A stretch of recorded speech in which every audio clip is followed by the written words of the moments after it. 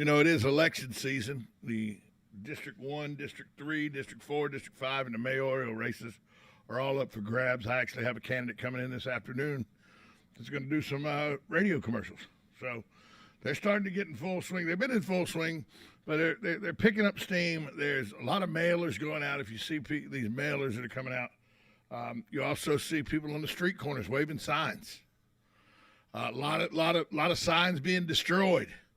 I know that they're one of the mayoral candidates. They have a sign up that keeps getting cut to pieces. They also had a sign that was thrown into State Road 40. Somebody had to call them and say, hey, one of your signs is laid in the middle of State Road 40. That's just petty to destroy signs of other candidates. And the candidates say, well, I didn't do it. Somebody did it. It just didn't randomly happen. Somebody did it. But it's happening all over. And now there is rumblings that one of the candidates may have anger issues. Still efforting to get some more corroboration. There was a arrest and subsequent police report made about this candidate 12 years ago.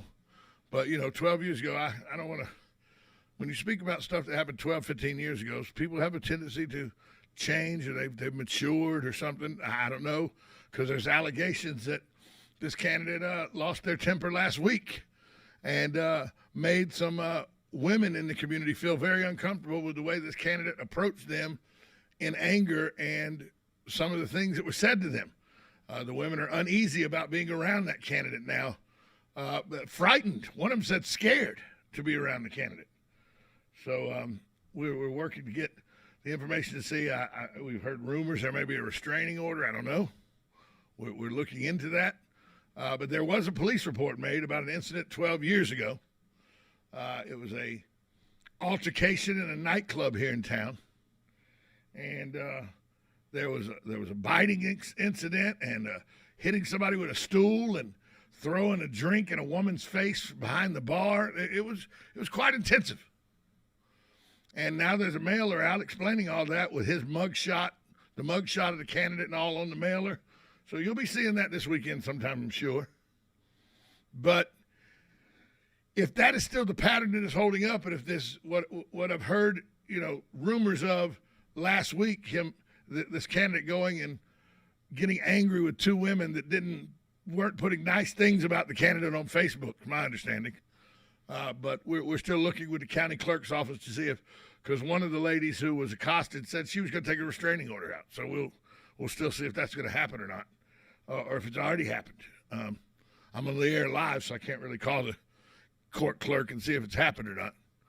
But if it has happened, well, then I guess the temper is still there from 12 years ago.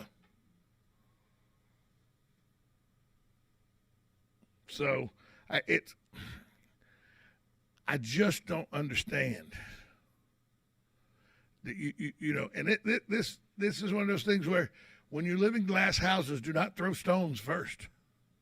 Somebody goes, well, Tom, you live in a glass house and you throw stones all the time. Yeah, but my front doors, closet doors, everything have been wide open for years. There's not any secrets.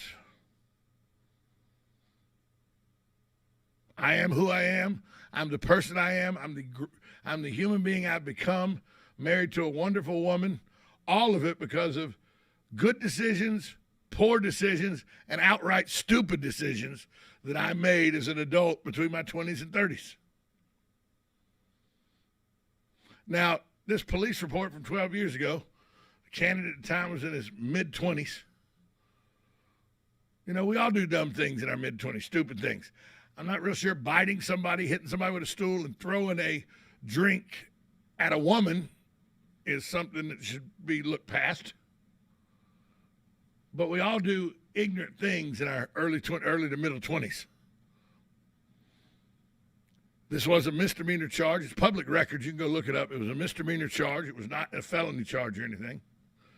And the police report read basically that said person was a little intoxicated, threw a drink on the bartender's face, was asked to leave, kind of got in a scuffle with the bouncers. Then he got restrained by one of the bouncers, who he then bit. Then when they got outside, he picked up a stool and tried to hit the bouncer with it. And all of this was documented in the police report. But it was 12 years ago. You would like to think in the 12-year time period, people mature. They change. But then you hear rumblings of going to people's houses last week and accosting them on their own property, the same candidate, and that restraining orders may be taken out. And that one woman, I talked to a lady who literally, she doesn't want to go publicly on the air, but she said she was literally scared to the point where she doesn't think she wants to leave her house very often now.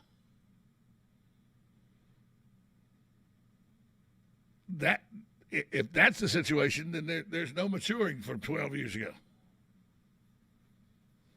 Now, I didn't like how the mailer lumped in the said candidate and another candidate that is being represented by a group that represents the candidate with the trials and transgressions, how they're linking the two of them together. I thought that mailer was disingenuous when it did that.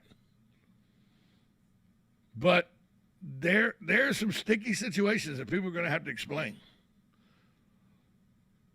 And it's going to be get your popcorn. It's going to be one of those election seasons where everything will be interesting. I guarantee you that. But as soon as I get confirmation, yay or nay, on the restraining order, if it did go through and was served, then I will tell you the candidate I'm talking about. If it went through and it did not get served because it was not worthy of getting a restraining order, then that candidate will still remain nameless on this show. But it doesn't take a whole lot of sleuthing to go out on Facebook and find out who I'm talking about.